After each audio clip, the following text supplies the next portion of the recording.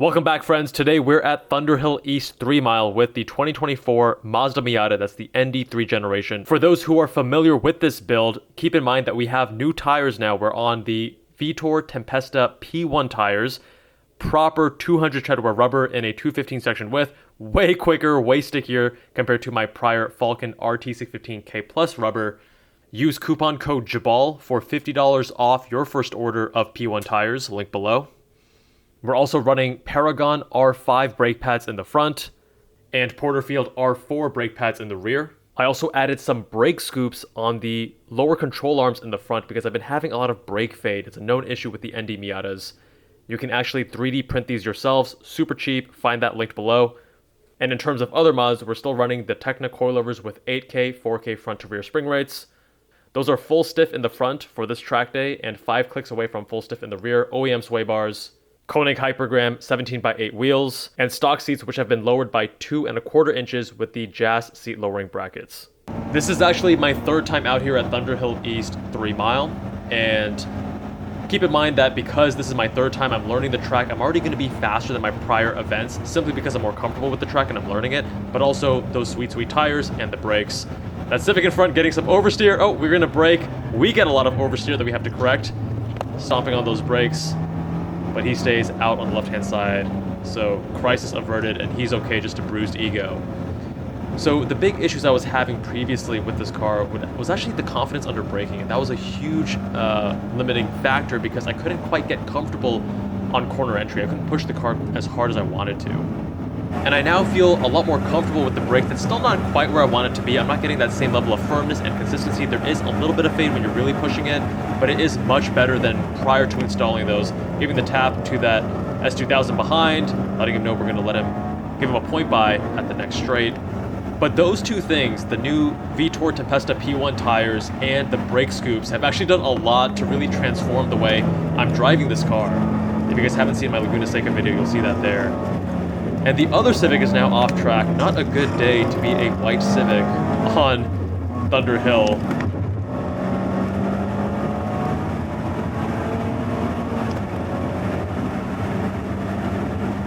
Now I want you to watch the S2000 in front of me. You're going to see why shortly.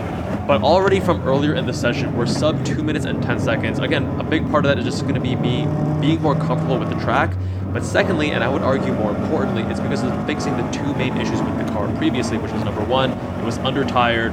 The Falcon RT615K Plus tires are not really a modern or competitive or appropriate 200 tread wear tire in modern day. And then number two, the brakes were super sketchy before, the fade was pretty severe, and those scoops have done quite a bit to help. We did a 209.7. 209.4 is the current PB.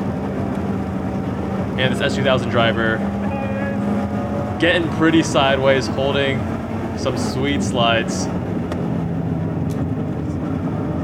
I like that. And he gives us some more of a show as well. And next we're actually riding passenger with a super fast driver, Alex. All right, riding passenger now with Alex Tanaka. So we're in an AT1 S2000, specifically a 2001 model year. Now Alex, super fast driver. He started tracking this last year, 2025, and he won the TTE class, setting multiple lap records with Lightspeed track events, and also won the enthusiast class with Turn 8. So Alex, what mods have you done to the car? Just basic suspension mods. You know, I'm on Olin's coilover, Olin's Sakibam coilover. Right now it's on sphericals all around for black tracks. Roll center adjustments. I'm on Hoosier TAPs on 17x10s. But that's pretty much it. I just got aero that I custom made. Engines completely stock. Just reliability mods. Yeah, that's pretty much it. And what's your PB at Thunderhill East? What was that? What's your PB at Thunderhill East? I got a 159. Wow. Quick boy. Thank you. Now I want you to focus on Alex's line. This is actually different if you guys have watched some of the previous videos with Alex O as well as Mario Lento driving. He takes a few corners slightly differently, but he's still exceptionally fast. And all three of these drivers are quite quick. So there are different lines that are going to work. And you have to decide what fits your driving style and your car in particular. But the thing that really stands out with Alex is that he is constantly finding optimal slip angle in every single corner. You can see him sawing at the wheel, getting a bit of yaw, correcting it. And when you're in the car, it actually is smooth because I'm getting quite a bit of sideways action there, beyond optimal slip angle. It's quite smooth because when you're properly correcting and not overcorrecting for this optimal slip angle, the car is actually moving in a smooth fashion, even if the steering wheel is jerking back and forth. Flying over bypass. Using the full track as well, obviously. That F20C engine also sounding exceptional in this application.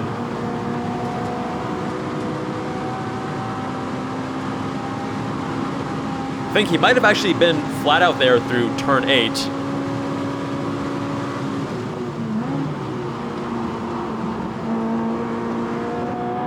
Even at corner entry, he's getting that slip angle, he's doing the corrections, mid-corner as well.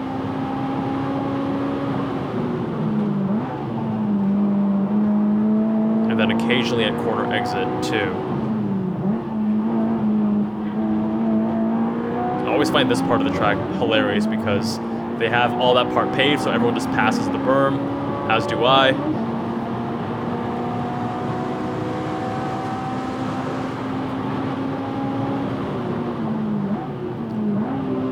Now this was actually only the first lap, so the tires weren't even fully up to temp.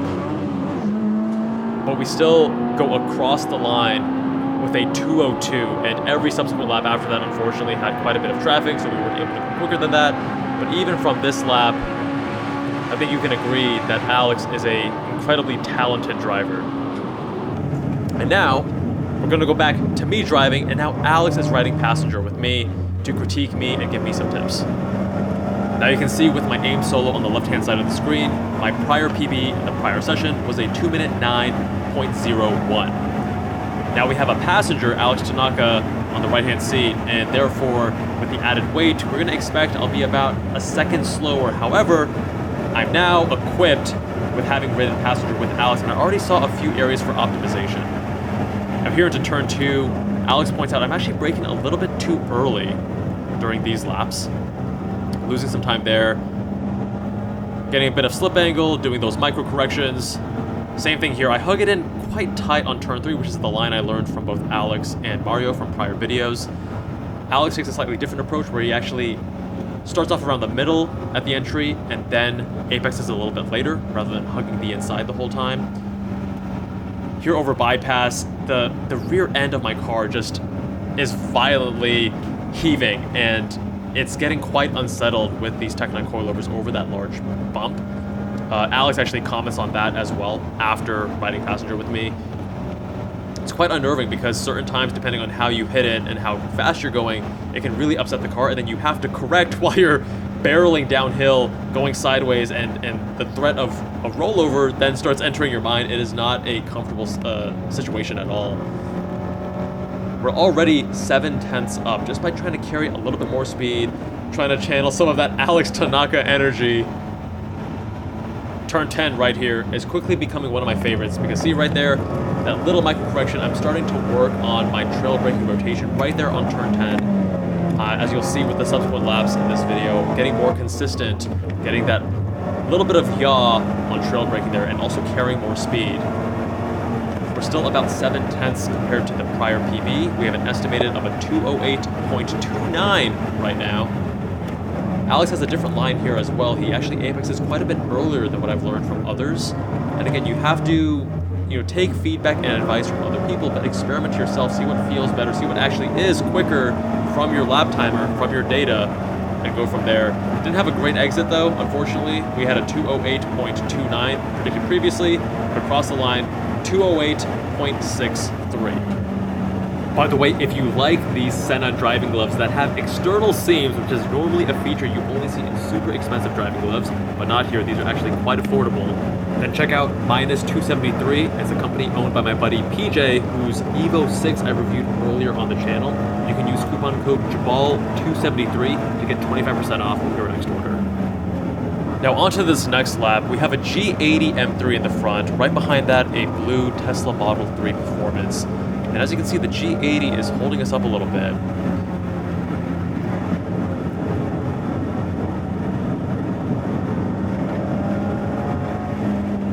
G80 M3 completely missing the apex. Maybe he was making space for that Model 3 to pass from behind. But if you don't give a point buy, even if though this is advanced group and we don't require point buys, it's beneficial to signal that. But here,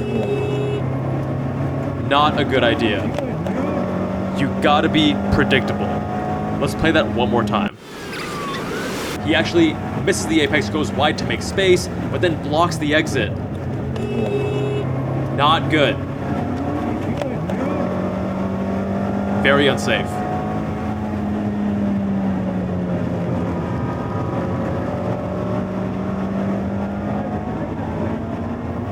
That's the key there. Driving predictably is how other people know when and how to pass you, and you're not going to surprise them and risk getting into an accident like we did right there. If it wasn't for me getting on the brakes and cutting in closer, then he was right where my car was meant to be positioned.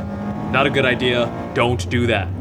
Now let's do a clean lap and see, can we actually beat that 208.6 that we did with Alex, because right now we don't have a passenger, which means we're down by 150 pounds or whatever it is. Carrying similar speed to my prior PB into turn 1, as you can see the delta neck and neck. Trying to brake a little bit later into turn 2. That's Alex's suggestion. Still not quite nailing the line though. He actually was suggesting to try a little bit more of a V, so a bit of a, almost like a double apex. Here we start ever so slightly wider and then bring it in closer later. We can actually try tweaking that line a bit more, not quite how Alex had showed us. And unfortunately, we're actually more than a tenth down compared to the prior PB. But can we bring it back? I'm gonna go all the way right here, even though that scrubs a bit of speed from the exit of the prior corner, because now we have these big straights. We want to carry more speed that's gonna compound. And because of that, by carrying greater exit speed, you're gonna see the delta actually keeps slowly dropping.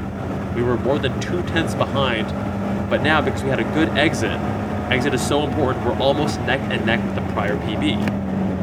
Less than a tenth now. Only about 5/100ths. And now we're actually up a tenth. That shows you how important exit speed is. So when you're trying to strategize and figure out the fastest way around a track, keep in mind your entry speed is a lot less important than your exit speed if you have a long straight after that exit.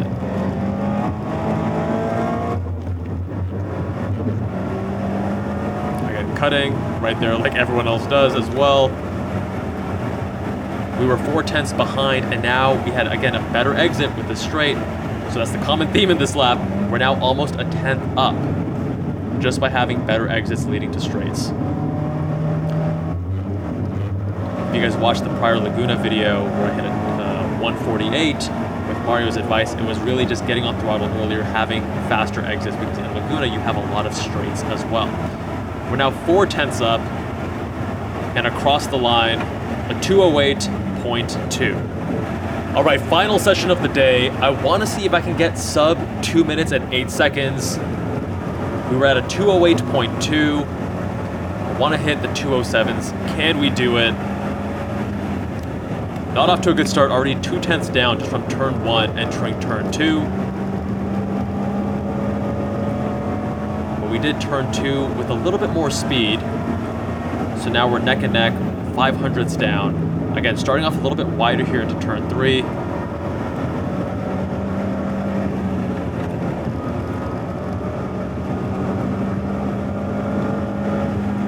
And by going closer to the right-hand side, ooh, that was pretty harsh, especially at the rear.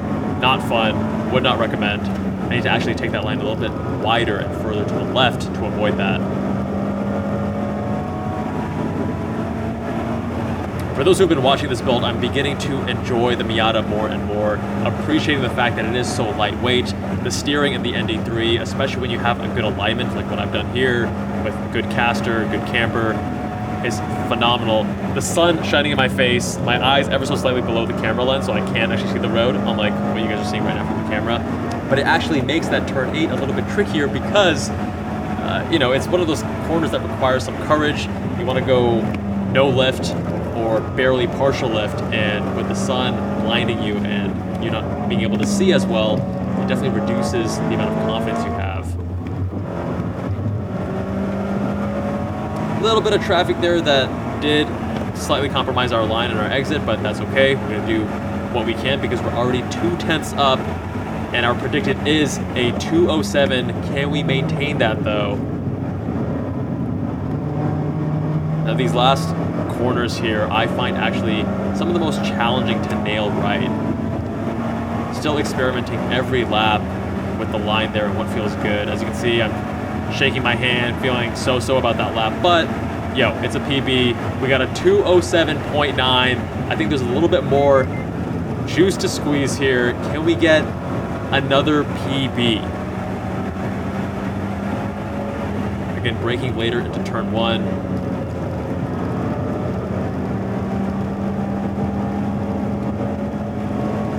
But yeah, the car being lightweight, the consumables being cheap, and the fact that it's not going to overheat, except for the brakes, as you guys know. A lot of brake fade, but other than that, you know, I've had no issues with the engine overheating.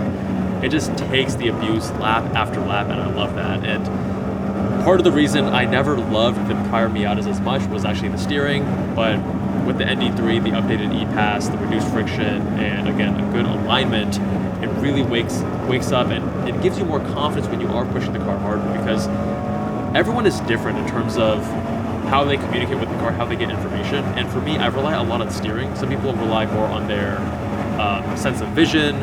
I also rely heavily on my vestibular system. I'll tell you why in a future video, why certain people rely more on different things. I'll tell you the physiological underpinnings from the medical perspective. But now we're more than 2/10 up already. Slight improvements turn after turn. 3/10 in the lead. As you guys can see, again, getting more rotation on that turn 10 with some trail braking. But you'll see the delta from 2/10 is now back to neck and neck. So got a little bit too much of that sideways action entering turn 10, which actually killed a lot of our speed.